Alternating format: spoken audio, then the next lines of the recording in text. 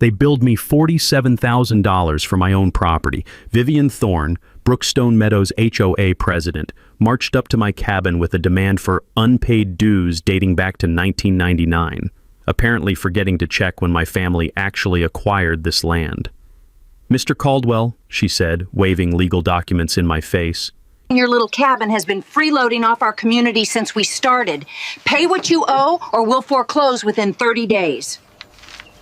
I stood on my grandfather's porch, listening to this clipboard tyrant threaten land that's been in my family since the 1920s. The wooden boards creaked under our feet as she waited for me to panic. Instead, I smiled. "See, I'm Owen Caldwell, retired land surveyor, and I collect vintage property deeds for fun." Vivian, want to see the 1887 document that predates your entire board by over a century? Her confident smirk cracked like old paint. "What would you do if your HOA billed you for fees older than their existence? Share your HOA horror stories below. Let me tell you about my quiet little life before Vivian Thorne decided to make it her personal crusade. I'm Owen Caldwell, 52, living in my grandfather's 1920s hunting cabin on 2.5 wooded acres outside Millbrook Falls, Oregon. Every morning starts the same way. Coffee brewing on the wood stove, that rich cedar smoke curling up through Douglas fir beams, while my golden retriever Ranger stretches across porch boards that creak like old bones. The cabin's nothing fancy. Solid logs, stone fireplace, floors that groan in all the familiar spots. I've spent 3 years of retirement restoring vintage surveying equipment and maintaining the property exactly how 3 generations of Caldwells intended. The creek babbling along our eastern border sounds like nature's own white noise machine. Then 1999 happened. Some developer bought the adjacent farmland and slapped up Brookstone Meadows, 200 cookie-cutter houses painted in exactly 3 approved shades of beige. Close enough to hear their Saturday morning leaf blower symphony, far enough that I figured we'd coexist peacefully. Enter Vivian Thorne, professional neighborhood tyrant. Picture this. 58 years old, former real estate agent turned HOA president for 3 consecutive terms. She drives a white BMW with vanity plates reading, "Horeen," I swear on my grandfather's grave, and carries a clipboard like it's nuclear launch codes. This woman measures grass height with actual rulers.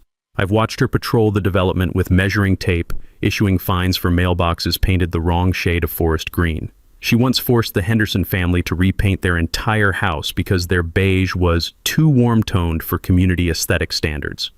But here's where it gets personal. Every time a delivery truck visits my place, FedEx, propane service, grocery delivery, Vivian materializes like a bad rash. She interrogates drivers, demands delivery confirmations, claims they're disrupting our peaceful residential character. Funny how the same drivers serve her neighbors without any harassment. The message was crystal clear. My cabin was an eyesore lowering property values, and Vivian wanted it gone. Her first real attack came last March. Anonymous complaint to county code enforcement claiming my unsightly structure violated residential zoning.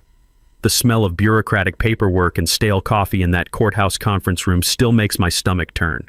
$3,200 in lawyer fees later, I'd proven what I already knew. Grandfathered rural exemption, completely legal. Vivian's response? "We'll find another way to clean up this neighborhood."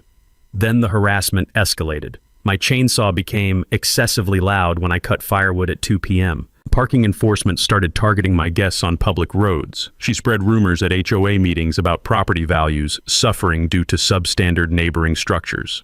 The worst part? Her subtle discrimination tactics.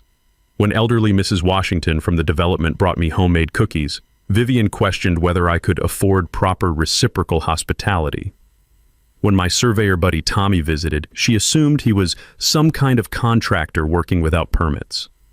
One evening, walking my property line, I caught the scent of someone's cigarette smoke drifting through the pine trees. Vivian, lurking at the boundary, photographing my violations with her phone. The woman had turned property line surveillance into a part-time job. Here's what made the whole situation ironic. I'm a retired land surveyor who collects vintage property records, not stamps or coins, actual historical deeds, railroad grants, timber contracts. Most people would call it boring. I call it fascinating detective work, piecing together how boundaries evolved over decades. My filing cabinet contained boxes of documents spanning back to Oregon's territorial days. maps showing original survey markers, federal land grants, environmental designations. I'd spent countless evenings organizing this collection, never imagining it would become my secret weapon. That certified letter demanding $47,000 wasn't random harassment. It was Vivian's declaration of war. She'd moved beyond petty complaints into full-scale legal assault, betting that an isolated retiree wouldn't have the resources to fight back. What she didn't realize was that she'd just picked a fight with someone whose hobby was proving exactly when, how, and why people owned specific pieces of land. The taste of victory was already forming in my mouth, bitter and sweet like strong coffee. 3 weeks after that courthouse victory, Vivian came back swinging harder than a drunk lumberjack with a grudge. She'd hired Pemberton and Associates, one of those law firms that advertises on bus benches and charges you $300 just to breathe near their receptionist. The ambush came via process server on a Tuesday morning while I was feeding Ranger his breakfast kibble. This guy in a wrinkled suit handed me an envelope thick enough to stop a bullet and vanished before I could ask questions. Inside was pure legal terrorism, a formal demand for $47,000 covering 25 years of unpaid HOA fees, special assessments, and accumulated penalties. The letter claimed Pemberton and Associates had discovered historical documentation proving inclusion of the Caldwell property within original Brookstone Meadows boundaries. Their language was designed to scare the hell out of anyone who'd never dealt with property law before. Threats of liens, foreclosure proceedings, the whole intimidation playbook. My first thought? This woman's either completely delusional or she's betting I'm too poor to fight back. Time for some detective work. I drove straight to the county courthouse, that familiar smell of old paper and industrial-strength floor cleaner hitting me like a time machine back to my surveying days. During 30 years in the field, I'd learned that public records don't lie, but people interpreting them sure as hell do. Dolores Henning, the county clerk who'd been filing paperwork since the Carter administration, wheeled out 3 banker's boxes of Brookstone Meadows development documents. "Honey," she said, adjusting glasses thick enough to spot satellites, "that HOA caused more trouble than a raccoon in a garbage truck." I spread documents across the metal research table under buzzing fluorescent lights that made everything look like a crime scene, photographing each page while Dolores shared courthouse gossip about developers who thought they could rewrite property law to suit their profit margins. That's when I found the smoking gun, buried in the 1999 environmental impact study like a landmine waiting for the right footstep. The original HOA filing contained language about including all contiguous residential properties within 500 feet. But there was also a separate requirement for buffer zone preservation around existing structures to maintain wetland access corridors. My cabin was specifically excluded to protect the creek system running along my eastern boundary. But here's where it got interesting. Dolores mentioned the original developer had wanted to include my property for aesthetic consistency, but something had stopped them cold. She disappeared into the basement archives and returned with a dusty file that made my surveyor's heart sing. Inside was a 1999 letter from the Oregon Department of Environmental Quality specifically prohibiting any HOA authority over my land due to federal wetland protection. That pretty little creek babbling through my property wasn't just scenic, it was legally protected habitat under the Clean Water Act. The mini twist hit me like lightning. Vivian wasn't just wrong about my property boundaries. She was about to violate federal environmental law. I drove home with windows down, breathing Douglas fir and satisfaction in equal measure. Ranger greeted me with his usual enthusiasm while I processed the beautiful irony. This woman who measured grass heights was about to step on a federal landmine. That evening, I called Vivian directly. "Interesting legal theory," I told her. "Mind explaining how your HOA plans to claim authority over federally protected wetlands?" Long pause. "I don't know what you're talking about. Your property has always been subject to our standards." "Really?" "Because I'm holding a DEQ letter that says otherwise." Another pause. Longer this time. I could practically hear her clipboard quivering. "Mr. Caldwell, you can try to confuse the issue all you want, but our attorneys have done their research. Pay what you owe or face consequences." The line went dead with a click that sounded like breaking kindling. From my surveying years, I remembered a simple truth that saved me thousands in legal fees.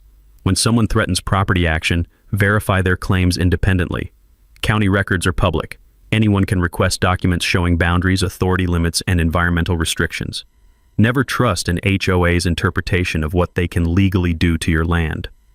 That night, I spread Pemberton's threatening letter beside the environmental exclusion documents on my kitchen table. The contrast was beautiful. Their intimidating language versus hard proof they'd never researched basic facts about the property they were trying to steal. The taste of bourbon mixed with satisfaction as I realized what Vivian had actually accomplished. She thought she'd escalated to nuclear warfare. Instead, she'd handed me evidence of legal malpractice. Her attorneys had filed claims without proper title research, violating their professional obligations. Rangers snored peacefully by the fireplace while I planned my counterattack. This woman had just committed the tactical equivalent of attacking a fortress without checking if it was occupied by federal marshals. Tomorrow would bring phase 2 of her education in property law.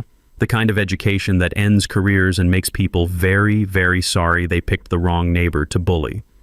Vivian's next move proved she'd graduated from petty harassment to full-scale psychological warfare. 2 days after our phone call, she organized an emergency HOA meeting with an agenda that didn't mention my name but might as well have had my photos stapled to every mailbox.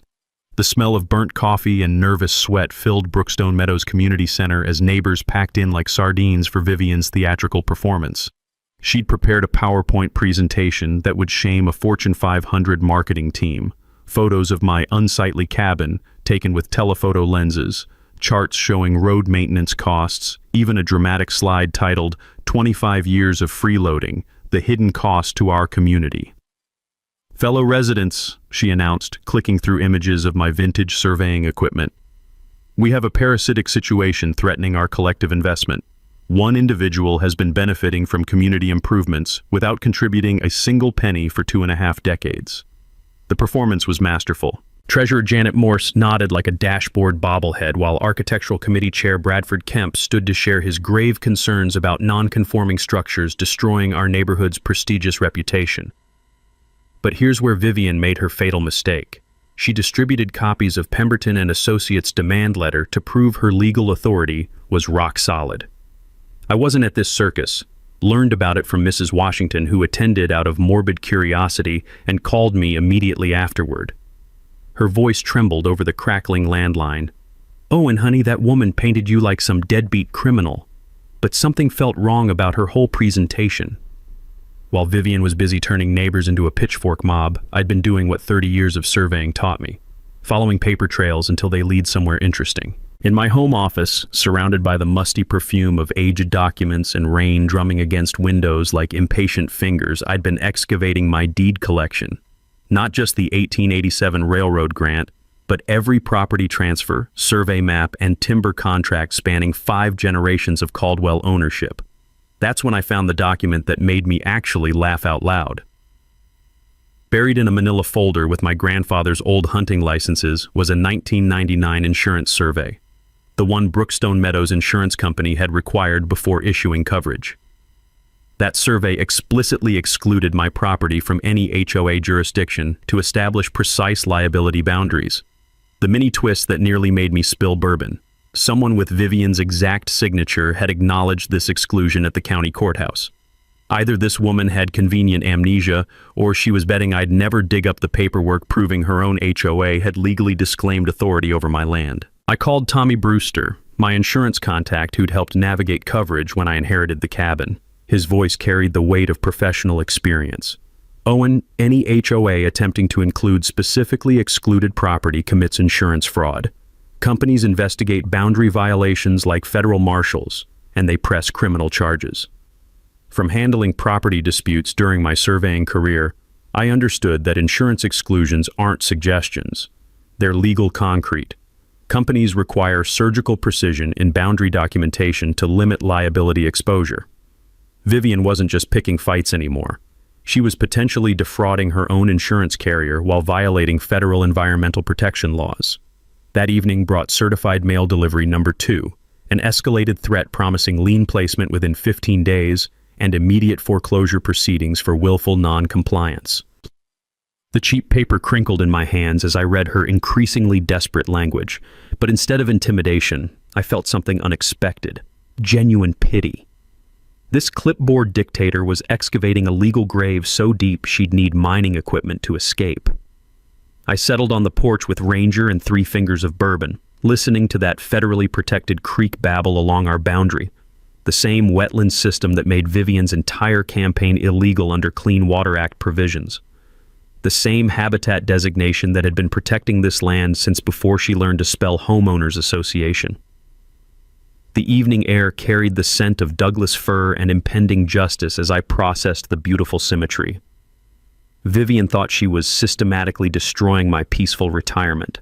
Instead, she was methodically documenting her own legal violations for future prosecutors. Tomorrow would bring phase 3 of building the case that would expose her campaign as systematic fraud. Not simple ignorance or overzealous enforcement. Actual criminal fraud involving insurance companies, environmental violations, and falsified property authority claims. The taste of aged whiskey mixed with anticipation as I realized this woman had just provided enough evidence to end her HOA dictatorship permanently. She believed she was escalating our conflict toward inevitable victory. She was actually choreographing her own professional destruction in real time, complete with documentation that would make prosecutors smile in their sleep. Vivian's desperation hit nuclear levels when legal threats failed to break me, so she decided to destroy my reputation instead.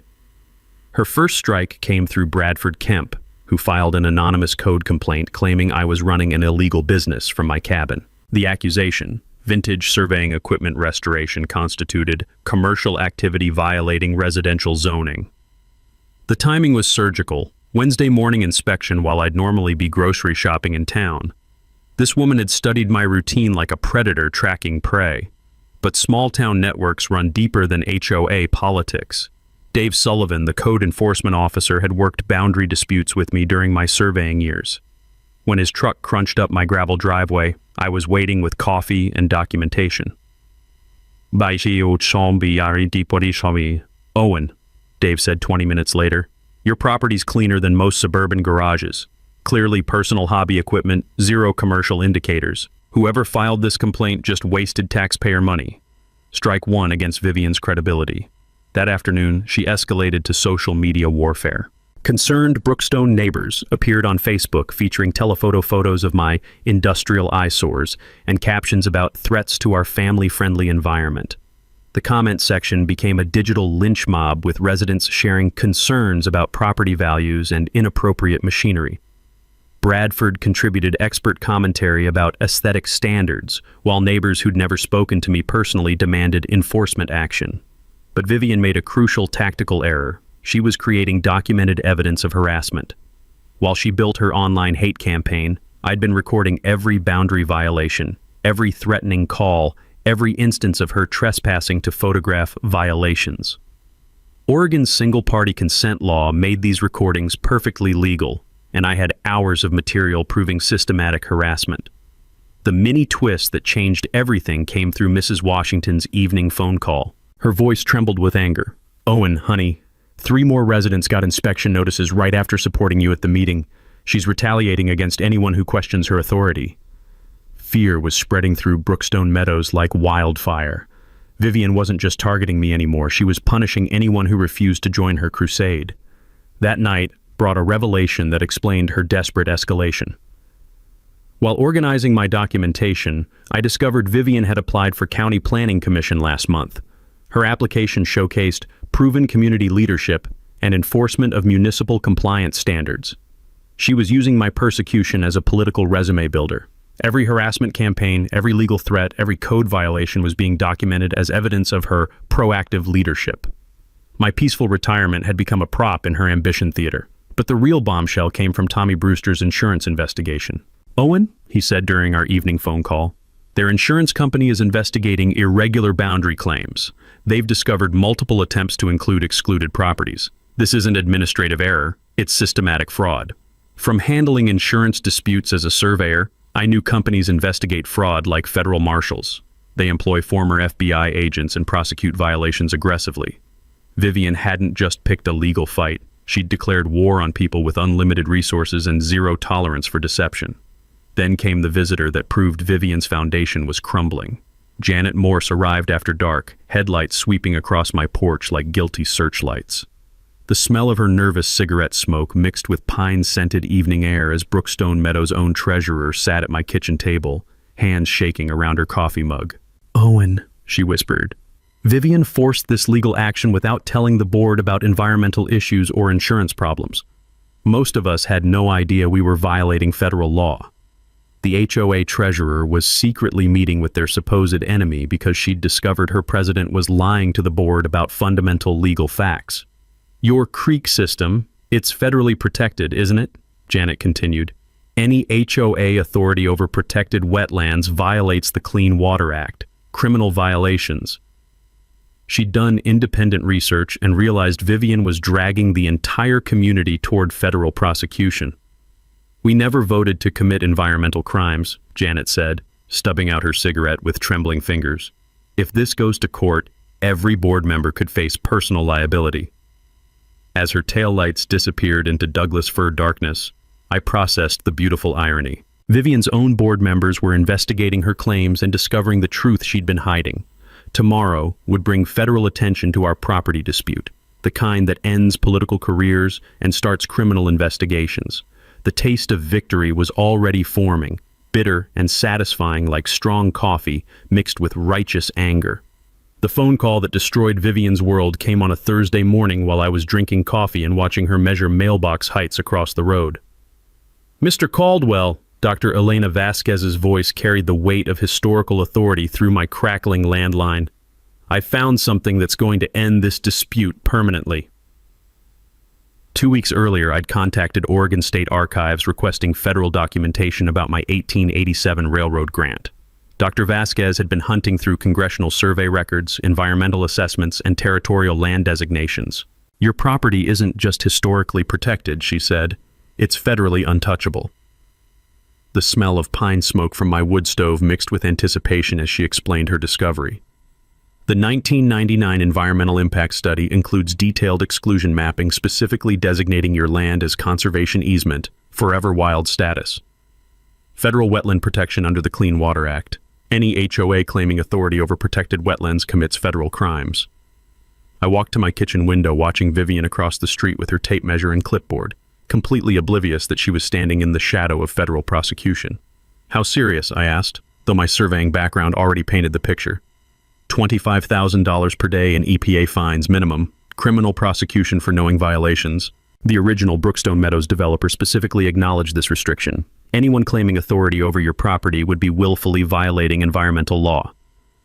The power dynamic had just flipped like a coin landing on its head. For months, I'd been defending my property rights against Vivian's legal harassment. Now I held evidence that her entire campaign wasn't just wrong. It was criminally illegal under federal environmental protection statutes. But the revelation cut deeper than wetland violations. There's more, Dr. Vasquez continued. EPA Regional Director Sandra Martinez has been investigating HOA overreach involving protected properties. Your case fits a pattern they've been tracking across 3 states. Federal attention, the kind that transforms local bullies into criminal defendants facing prison time. Mr. Caldwell, if your HOA board voted to claim authority over designated wetlands, every voting member committed federal environmental crimes. Personal, criminal liability, not just civil violations. I hung up and processed the beautiful irony while watching Vivian continue her mailbox measurements. This woman who'd spent months threatening to destroy my peaceful retirement had actually been documenting her own federal law violations in exquisite detail. Every demand letter, every legal threat, every board meeting claiming HOA authority over my property was evidence of systematic environmental crime. Pemberton and Associates had filed court documents asserting jurisdiction over federally protected wetlands, professional malpractice that could end their legal careers. The personal stakes were devastating. Vivian's desperate political ambitions had dragged 200 innocent families into criminal environmental law violations. Her resume-building campaign had transformed the entire HOA board into potential federal defendants. Janet Morse's late-night visit suddenly made perfect sense. The board treasurer had realized they'd voted to commit crimes without understanding the legal implications. But here's what made this revelation beautiful. I could end Vivian's harassment with one phone call to Sandra Martinez. Federal environmental enforcement supersedes local governance disputes every single time. Instead, I decided to let her finish hanging herself with her own legal rope. She'd spent months systematically documenting federal law violations while believing she was building an unstoppable case against a helpless retiree. Every threatening phone call, every harassment incident, every claim of authority over protected property was evidence for future federal prosecutors. The taste of morning coffee mixed with justice as I watched Vivian march back to her BMW, completely unaware that federal marshals were already investigating patterns of HOA environmental crimes. Tomorrow would bring her final desperate escalation, the kind that transforms ambitious local politicians into criminal defendants facing years in federal prison. I refilled my coffee and settled onto the porch, listening to that federally protected creek bubble its way toward Vivian's legal destruction.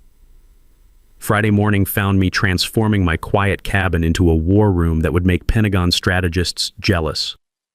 The dining room table disappeared under a battlefield of documents, 1887 railroad grants, environmental studies, insurance exclusions, and HOA meeting minutes spread across oak planks like evidence in a murder trial.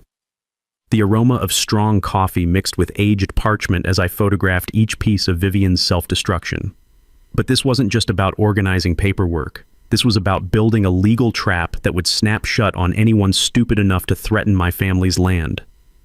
I started with the nuclear option, Dr. Vasquez's federal environmental documentation. Every photograph included GPS metadata timestamps, creating an unbreakable chain of custody that would make evidence tampering impossible. From my surveying years, I'd learned that federal courts demand precision. Sloppy documentation destroys even perfect cases. The timeline I created was brutally simple. 1887 railroad grant, 1920s cabin construction, 1999 environmental protection designation, 2024 criminal harassment campaign. No legal jargon, no complex terminology, just chronological proof that Vivian was attempting to steal land that had been legally protected longer than her entire bloodline had existed in Oregon. Then came the physical trap preparation, and this is where things got interesting. I installed motion-activated trail cameras at 6 strategic boundary positions, the same equipment deer hunters use, except I was tracking a different kind of predator. Each camera captured high-definition video with night vision, GPS coordinates, and automatic cloud backup. The beautiful irony? Every time Vivian trespassed to photograph my violations, she'd be creating video evidence of her own criminal behavior while violating federal environmental protection boundaries. But technology was just the appetizer. The main course required building an army of unexpected allies. Rivers and Ridges Wetland Conservation took my call on the second ring. Their legal director, Patricia Tatum, practically purred when I explained HOA overreach involving protected habitats. "Mr. Caldwell," she said, "this case could establish precedent protecting rural properties against suburban encroachment. We're bringing our entire legal team." Environmental groups don't mess around. They fight with federal resources, unlimited budgets, and the righteous fury of people who've dedicated their lives to protecting habitats from developers. I also contacted Oregon Historical Society about my railroad documentation collection. Turns out, complete 1887 territorial records are academically precious. Dr. Robert Martinez, their research director, agreed to authenticate my documents and provide expert testimony. Nothing destroys fraudulent legal claims like having university historians confirm your property's legitimate heritage. The media angle came through investigative reporter Samantha Tatum, Patricia's sister and a journalist who specialized in HOA abuse stories. When I explained federal environmental crimes and insurance fraud, her response was immediate. This isn't just local news anymore. Federal crimes involving environmental protection make national headlines. Now for the technical strategy that would destroy Vivian's entire operation. Environmental law operates on kindergarten simple principles. Federal protection supersedes local authority, period. HO, as claiming jurisdiction over protected wetlands, commit crimes equivalent to private citizens, declaring authority over national parks. The penalties are designed to terrify: $25,000 per day in EPA fines, criminal prosecution, personal liability for board members who vote for violations. Legal malpractice added delicious complications. Pemberton and Associates had filed court documents without researching basic environmental restrictions. Professional negligence that could destroy their practice. State bar associations investigate attorneys who claim authority over federal property without performing due diligence. But the insurance fraud angle was pure criminal dynamite. Vivian had signed exclusion documents acknowledging my property's protected status, then later filed legal claims asserting HOA authority over the same land. knowingly misrepresenting boundaries to insurance companies triggers criminal fraud investigations with federal prosecution potential. The financial destruction would be comprehensive and permanent. EPA violations carry personal liability. Board members face individual prosecution even if the HOA declares bankruptcy. Legal defense costs for federal environmental crimes start at 6 figures per defendant. Insurance policy cancellation would leave 200 families without coverage while facing personal liability for their board's criminal decisions. The psychological warfare was equally calculated. Vivian's entire strategy depended on intimidating, isolated victims who couldn't afford extended legal battles. She'd perfected the art of bureaucratic bullying, overwhelming people with paperwork, deadlines, and threats until they surrendered rather than fight. I planned to let her commit completely to her public position before revealing the federal evidence. Maximum humiliation, maximum legal exposure, maximum deterrent effect for future bullies targeting vulnerable property owners. Through careful community conversations, I'd been undermining her authority without revealing my weapons. Mrs. Washington mentioned concerns about legal costs. Bradford Kemp's wife questioned whether this harassment was really necessary. Even Janet Morse was privately investigating environmental implications. By Monday, Vivian would make her final desperate moves, probably involving sabotage, bribery, or retaliation against anyone questioning her leadership. I was ready to spring the trap that would end her career permanently. Monday morning brought Vivian's most desperate sabotage attempt yet, and the moment I knew she'd completely lost her mind. Bradford Kemp filed another anonymous complaint claiming I was operating a hazardous waste facility due to my vintage surveying equipment restoration. The accusation was so absurd it bordered on comedy. Apparently, cleaning brass instruments with mineral spirits constituted environmental contamination threatening groundwater safety. The timing revealed her surveillance obsession. The complaint was filed for Tuesday inspection during my usual hardware store run. This woman had been studying my schedule with the dedication of a CIA operative planning an assassination. But Vivian had made a crucial tactical error. She'd escalated to involving county environmental health, which meant actual scientists would be investigating her claims. Environmental Health Inspector Maria Santos arrived Tuesday morning while I was waiting on my porch with documentation and coffee. The smell of diesel exhaust from her county truck mixed with morning pine scent as she explained the hazardous materials complaint. 20 minutes later, Maria was laughing at the absurdity. "Mr. Caldwell," she said, photographing my meticulously organized restoration workspace. "Whoever filed this complaint has never seen actual environmental contamination. Your setup is cleaner than most commercial workshops." But Maria's visit revealed something more interesting. This is the third frivolous environmental complaint filed against the same address in 2 months. Our department's starting an investigation into malicious reporting. Strike 3 against Vivian's credibility with county officials. That afternoon brought her social media escalation to full-scale character assassination. Concerned Brookstone neighbors exploded with new posts featuring aerial drone footage of my property. Apparently, Bradford had invested in surveillance technology. The captions painted my cabin as an environmental hazard and industrial blight destroying family neighborhoods. Comments became increasingly vicious. Residents who'd never spoken to me demanded immediate enforcement action and questioned why authorities weren't protecting children from toxic exposure. But social media warfare requires careful documentation, and I'd been screenshotting every post, every comment, every malicious accusation. Oregon's cyberbullying laws cover systematic online harassment campaigns, and Vivian was creating perfect evidence of organized defamation. The mini twist that changed everything came through my trail camera footage. Wednesday night, motion sensors triggered cameras along my eastern boundary. The footage was beautiful. Vivian and Bradford trespassing onto my property at 11 p.m., using flashlights to photograph my equipment storage shed from inside my fence line. High-definition video captured them discussing evidence gathering and documenting violations while standing on federally protected wetland property. They'd committed criminal trespassing while violating environmental protection laws, all recorded in crystal-clear detail. But Thursday brought the revelation that proved Vivian had completely abandoned any pretense of legal authority. Janet Morse called requesting an emergency meeting, her voice trembling with barely controlled panic. We met at the coffee shop in town, the smell of espresso and fear mixing as she explained the HOA board's secret discovery. "Owen," she whispered, Vivian hired a private investigator to research your background. She's looking for anything: financial problems, legal issues, personal scandals, anything she can use to destroy your credibility. The HOA president was now paying private investigators to conduct opposition research against a retiree who'd never threatened anyone except her ego.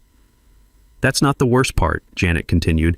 She approached 3 board members about special assessments to fund extended legal action. She wants to levy every homeowner an extra $1,000 to keep fighting you. Vivian was planning to tax her entire community to fund her personal vendetta against my family's land. But Janet's final revelation was the smoking gun that proved criminal intent. She offered me a $5,000 consulting bonus to vote for the assessment. When I refused, she threatened to have me removed from the board for failure to support community interests. Bribery. Attempted corruption of elected officials. Vivian had crossed from harassment into felony territory. That evening, my phone rang with news that made the whole situation even more surreal. "Mr. Caldwell," said a professional voice, "this is Regional Director Sandra Martinez from the EPA's Environmental Crimes Division. We've received multiple reports about potential Clean Water Act violations in your area. Would you be available for an interview regarding HOA overreach involving protected wetlands? The federal government was calling me." Sandra explained that EPA had been tracking patterns of HOA environmental crimes across 3 states, cases where neighborhood associations claimed authority over protected habitats, usually targeting elderly or isolated property owners who couldn't afford extended legal battles. "Your situation fits a documented pattern," she said. "We're particularly interested in any systematic harassment involving federally protected property." I hung up and processed the beautiful justice of it all. Vivian's desperate escalation had attracted federal attention to exactly the kind of environmental crimes she'd been committing for months. Tomorrow would bring her final gambit, probably involving media manipulation, fraudulent legal claims, or outright sabotage of my property.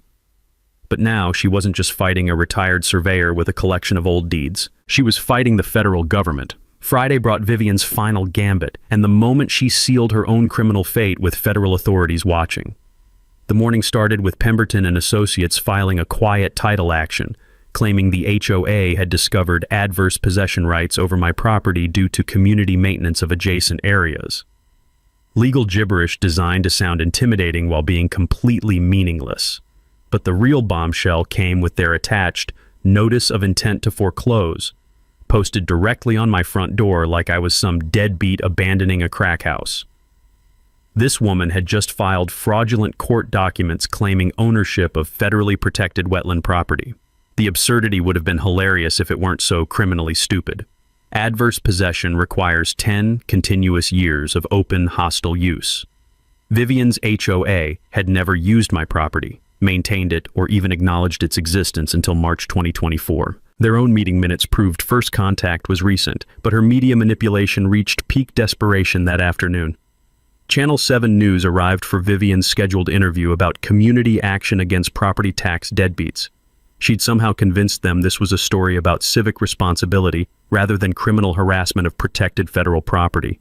I watched from my kitchen window as she performed for cameras wearing her power suit and gesturing toward my cabin like a prosecutor presenting evidence of mass murder. "This individual has been freeloading off community improvements for 25 years, she announced to the news crew. "While hardworking families pay their fair share, some people think they're above contributing to neighborhood maintenance." The irony was beautiful. Vivian was creating broadcast evidence of her criminal claims over federal property while EPA investigators were already building a case against her. But her performance included a lie so outrageous it crossed into defamation territory. Mr. Caldwell operates an unlicensed business from his property while refusing to pay fees that fund road maintenance, landscaping, and community safety services. Complete fabrication. My property had never benefited from HOA services, used HOA amenities, or been subject to HOA authority. She was literally making up services to justify fraudulent fees. The mini twist came when reporter Amanda Lopez asked for my response to the allegations. I'd be happy to provide documentation proving Mr. Caldwell's property was specifically excluded from HOA authority due to federal environmental protection, I told her through my screen door. I have 1887 deeds, 1999 environmental studies, and EPA correspondence confirming this land's protected status. Amanda's journalistic instincts activated immediately. Federal protection? What kind of environmental issues? Wetland habitat protection under the Clean Water Act. Any HOA claiming authority over protected federal property commits environmental crimes. I watched Vivian's confident expression crack like ice under spring sunshine. That evening brought the insurance investigation that proved her fraud was systematic rather than accidental. Tommy Brewster called with devastating news for everyone in Brookstone Meadows. Owen, their insurance company is canceling coverage effective immediately. Multiple fraudulent boundary claims, systematic misrepresentation of excluded properties, and potential criminal violations of environmental law. 200 families were losing homeowners insurance because their HOA president had been lying to insurance companies about property boundaries for months. It gets worse, Tommy continued. The company's reporting this to state insurance fraud investigators. Knowingly, including excluded properties, constitutes criminal deception. Vivian wasn't just facing EPA charges anymore. She was looking at insurance fraud prosecution with potential prison time. But her final desperate move proved she'd completely abandoned rational decision-making. Saturday morning, I discovered fresh orange spray paint marking property boundaries along my fence line. Someone had trespassed overnight to mark what they considered HOA territory, using federal property as their canvas. My trail cameras captured everything. Vivian and Bradford, wearing dark clothing, spray painting my fence posts at 2 a.m. while discussing establishing clear community boundaries. Criminal vandalism of federal property, captured in high-definition video with audio recording their criminal intent. The EPA investigation accelerated dramatically when I forwarded the video to Regional Director Martinez. Her response was immediate. Mr. Caldwell, we're treating this as an active environmental crime investigation. Please document any further harassment or property damage. Federal law enforcement was now investigating Vivian's campaign as systematic environmental crime rather than civil property dispute. Sunday brought the community uprising that proved even her supporters were abandoning ship.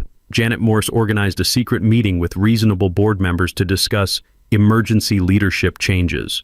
Word spread through Brookstone Meadows like wildfire. Residents realized their HOA was facing federal prosecution while losing insurance coverage due to their president's criminal behavior.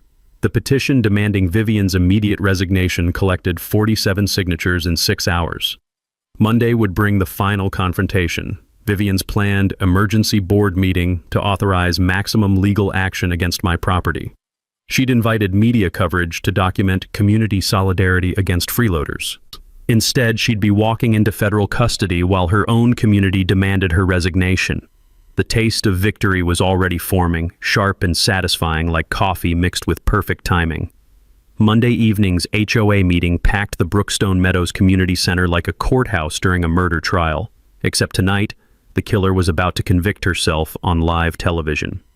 Vivian arrived in her freshly detailed BMW wearing what she probably thought was her victory suit. Navy blue with gold buttons that caught the harsh fluorescent lighting as she strutted toward the building carrying a leather briefcase like she was presenting closing arguments to the Supreme Court. Channel 7 News had set up their cameras near the front, reporter Amanda Lopez checking lighting while her cameraman adjusted angles for optimal drama. The smell of burnt coffee and nervous sweat filled the air as nearly 200 residents crowded into a space designed for maybe 50 people. I entered carrying my weathered surveyor's case filled with a century's worth of legal ammunition, nodding to Dr. Elena Vasquez from Oregon State Archives, who'd driven down with official credentials and federal documentation. In the back row, EPA Regional Director Sandra Martinez sat quietly with a tablet computer, looking like a federal prosecutor observing evidence gathering. Vivian opened with theatrical flair that would shame community theater. Fellow residents, she announced, clicking through a PowerPoint presentation titled Protecting Our Community Investment, tonight we take decisive action against 25 years of property tax freeloading. Her slides featured dramatic financial projections, $52,847 in unpaid fees plus accumulated interest, charts showing community services subsidized by responsible homeowners, and photos of my cabin labeled as non-conforming structures threatening property values. The performance climaxed with her formal demand. This individual has exploited our goodwill long enough. I move to authorize immediate foreclosure proceedings to recover community funds and eliminate this eyesore permanently. Bradford Kemp seconded the motion with rehearsed enthusiasm. 3 board members nodded like dashboard bobbleheads while Janet Morse stared at her hands, visibly uncomfortable with participating in documented federal crimes. Then Amanda Lopez asked the question that triggered my trap. Mrs. Thorne, what's your response to allegations that this property is protected under federal environmental law? Vivian's confident smirk widened like she'd been waiting for this moment. Completely false. Our legal team has thoroughly researched property boundaries.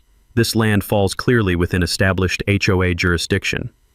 Perfect. She'd just committed perjury on live television while doubling down on her criminal claims. I stood up, walked to the projection screen, and placed my 1887 railroad deed on the document camera.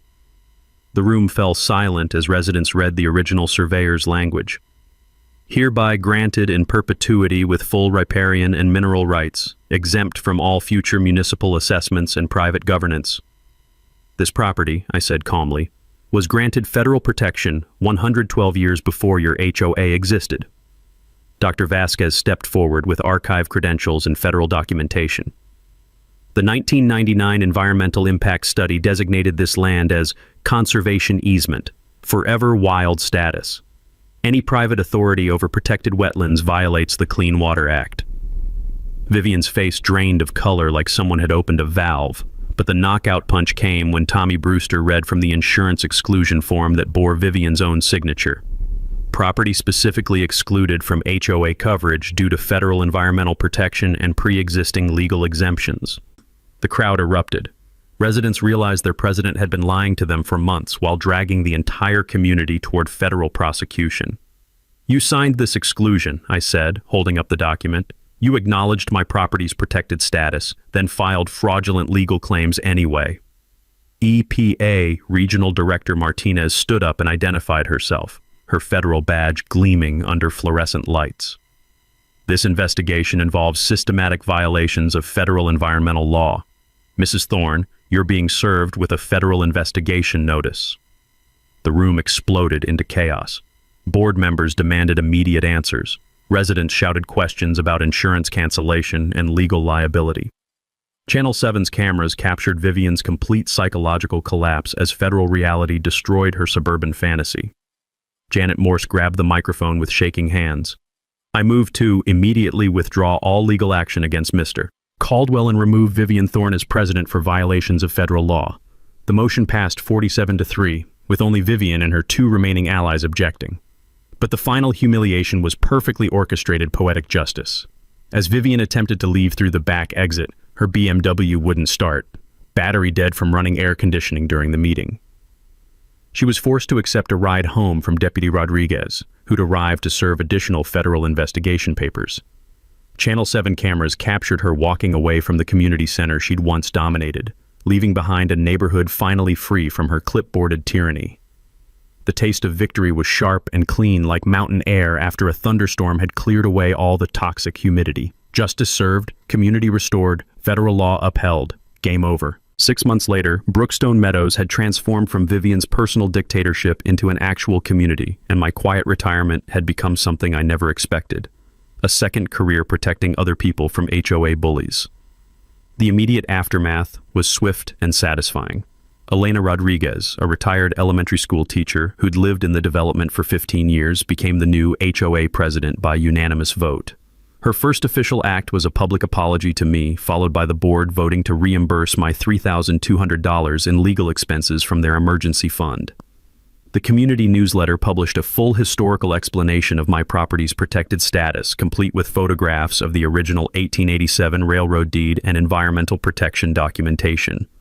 Turns out, most residents were genuinely fascinated by the territorial history surrounding their neighborhood.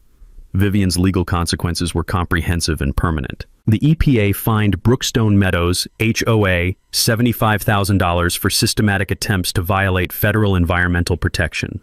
Money that had to be raised through special community assessments that reminded everyone exactly who'd caused their legal problems.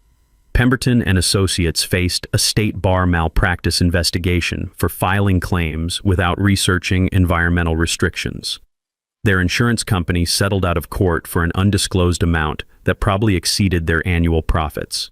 Vivian herself lost her county planning commission application, faced insurance fraud charges, and was forced to sell her BMW to pay legal defense costs.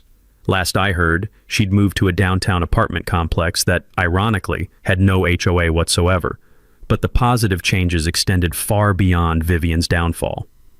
I began partnering with Rivers and Ridges to offer monthly environmental education tours of my protected wetland property. Families discovered the ecological treasures hidden in their own backyard, native bird species, rare plant communities, and the historical significance of territorial-era conservation efforts. The Oregon Historical Society helped establish interpretive trails highlighting railroad history and early settlement patterns. Annual federal grants now fund educational programs teaching students about environmental protection and property rights. My Property Rights Workshop series became so popular we had to move meetings to the library's main auditorium.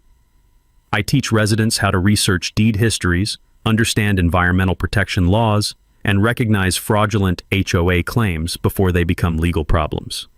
The program has helped 37 property owners across 3 counties successfully challenge improper HOA assessments, with documentation techniques I developed saving families thousands in legal fees. But the project I'm proudest of started with a phone call from Janet Morse 6 weeks after Vivian's resignation.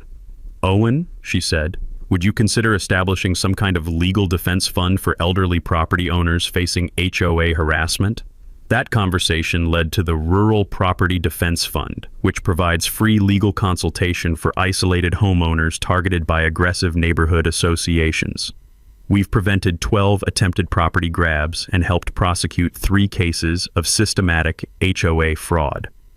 The scholarship program for environmental law students brings young lawyers to rural Oregon, learning to protect vulnerable property owners while gaining real-world experience with federal environmental enforcement.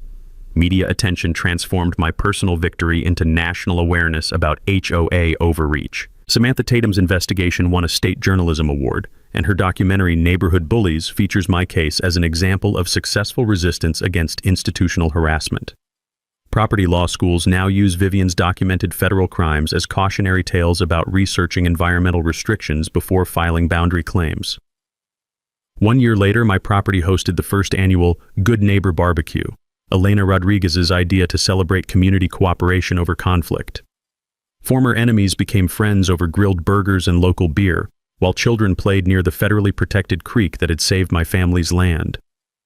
The interpretive sign at my property entrance reads, "Brookstone Buffer Zone, protected 1887, preserved forever." Below that, a smaller plaque adds, "Dedicated to all property owners who refuse to surrender their rights to neighborhood bullies." Here's what I learned that everyone dealing with HOA harassment should remember. Always research your property's historical status before accepting any association's claims. Environmental protection laws supersede local governance every single time, and federal agencies take boundary fraud seriously when properly documented. So Owen walked away with his land, his dignity, and a federal case that's kept lawyers talking for years. But what did we really just what's happened here? This is what happened when ordinary people decide they have enough. Owen wasn't some hush-hush lawyer or political insider. He was just a guy who knew his rights and refused to be pushed around. See, bullies like Vivian's count on one thing. That's you be too scared, too tired, too broke to fight back. They perfected this playbook of intimidation because it usually works. Most people just pay the fine and move on. But every once in a while, someone sign up today. Someone who willing to do the homework, gather the evidence, and stand up when it's matter. Owen proved that you don't need money or connection to win. You just need to be right and be patient. That creek on his property didn't just protect wetland. It protected the idea that your home is still your castle, no matter who thinks they can take it from you. How many times have you been told to just follow the rules by someone who never bothered to check if the rules were even legal? This story matters because It showed that fighting back isn't just possible. Sometimes it's necessary. What would you have done in our zoo? Let me know in the comment. And don't forget to subscribe for more stories about regular people refusing to back down. Share this with anyone who needs to remember that David can still beat Goliath. Your rights don't disappear just because someone has the clipboard.